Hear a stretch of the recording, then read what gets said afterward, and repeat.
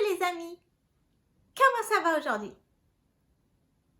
Très bien, moi aussi. C'est le printemps.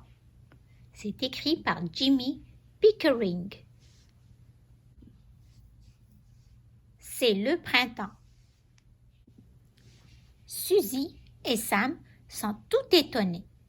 Le paysage hivernal commence à se transformer. Le printemps est arrivé et les arbres se réveillent. Les fleurs qui ont poussé attirent les abeilles. L'hiver vient de finir. Les deux aventuriers sortent pour aller découvrir ce que le printemps leur apporte. Les fleurs s'épanouissent dans une joyeuse farandole. Des tulipes et des jonquilles recouvrent le sol. Après avoir désherbé et retourné la terre dégelée, Suzy et Sam sont prêts à semer les légumes du potager.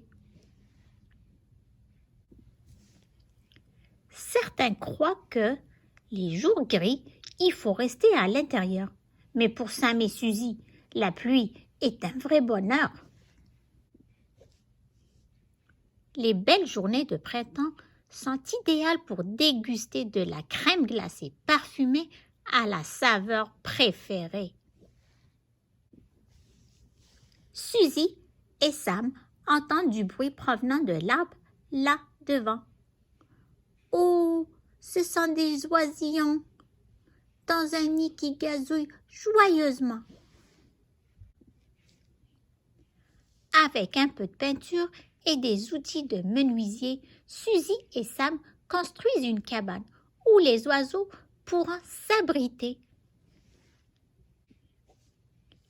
Assis côte à côte, ils regardent le ciel où les nuages prennent les formes les plus belles. Puisqu'elle a entendu dire que les coccinelles portent chance, Suzy croise les doigts et fait un vœu en silence. Sam, quant à lui, s'amuse à les pourchasser. S'il arrivait à en attraper une, il voudrait sûrement s'en vanter. Suzy et Sam cueillent des marguerites dans les champs, puis ils créent des bijoux à la mode d'antan.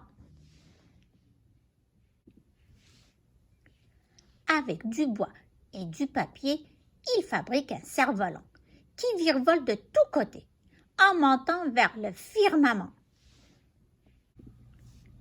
Les cantons affamés sont très friands du pain que les amis lancent dans l'étang. Il faut bien ouvrir l'œil si l'on veut dénicher le trèfle à 4 feuilles, un prix très convoité.